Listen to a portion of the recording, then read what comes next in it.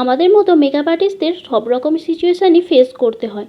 যেমন আজকেই ধরো আমি যখন ব্রাইডের লোকেশানে পৌঁছাই, সব কিছু ঠিকঠাক থাকার পরও ব্রাইডের মেকআপ স্টার্ট করি আর হয়ে যায় লোডশেডিং। কিন্তু ব্রাইডকে তো আমাকে টাইম মতো রেডি করিয়ে দিতেই হবে, তাই আর কোনো পথ না দেখতে পেয়ে এভাবে লাইট নিয়ে মেকআপ করতে স্টার্ট করে দিয়েছি। তো দেখো কিভাবে আমি কোন সিচুয়েশানে পড়ে আজকে মেকআপ করছি। তো এভাবেও আমাদের এখানে মেকআপ করে আসতে হয়।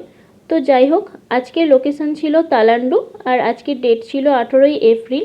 আজকের ব্রাইড আমাকে তার দুটো লুকের জন্য বুক করেছিল। ফার্স্ট হলদি লুকের জন্য, সেই লুকটা তো তোমরা দেখেছোই। তো এখন আমি করতে যাচ্ছিলাম ওর ক্ষীর লুক বা ইভিনিং লুক। তো ব্রাইড তো একদম রেডি। তো ব্রাইডের যে ড্রেস ছিল সেটা তো দেখে আমি ভেবেছিলাম আজকে আমি ব্রাইড করতে এসেছি নাকি মডেল সাজাতে এসেছি। সাধারণত আমরা যখন মডেল শ্যুট করি তখনই এরকম টাইপের ড্রেস অ্যারেঞ্জ করে থাকি। তো ব্রাইডও আজকে তার নিজের জন্য এরকম ড্রেস অ্যারেঞ্জ করেছে দেখে আমার ভীষণই ভালো লেগেছে। ব্রাইডের স্কিন ছিল ভীষণই ভালো। তো স্কিনটা ভালোভাবে প্রিপারেশন করে নিয়ে আমি মেকআপ করতে স্টার্ট করে দিই। আর ব্রাইডের কোনো ডিম্যান্ড ছিল না, ও শুধু বলেছিল দিদি তোমার যেটা ভালো মনে হয় তুমি সেটাই আমাকে করে দাও।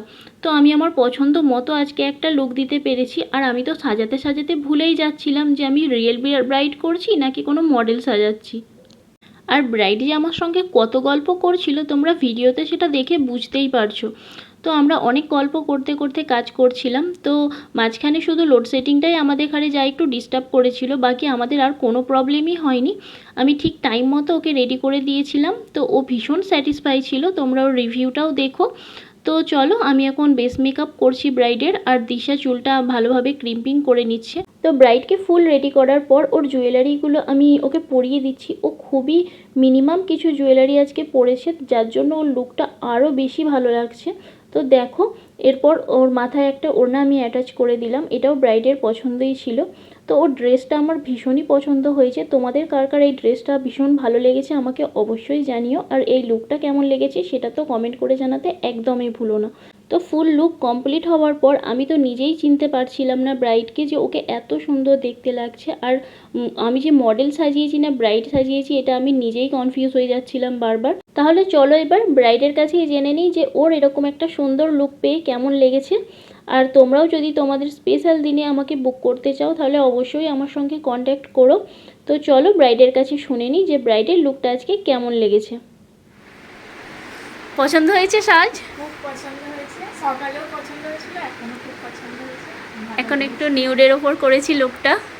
তো দেখো কেমন লাগছে, ওর খুব পছন্দ হয়েছে।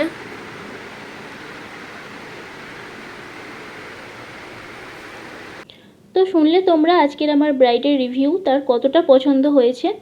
তো এই ছিল আজকের আমার ব্রাইডের ফুল লুক। এটা ছিল ওর ইভিনিং লুক বা ক্ষীর লুক, তোমরা যেটা বলতে পারো। তো এই ছিল, খুব কাছ থেকে দেখিয়ে দিচ্ছি মেকআপটা। তো দেখো কত মিষ্টি দেখতে লাগছে।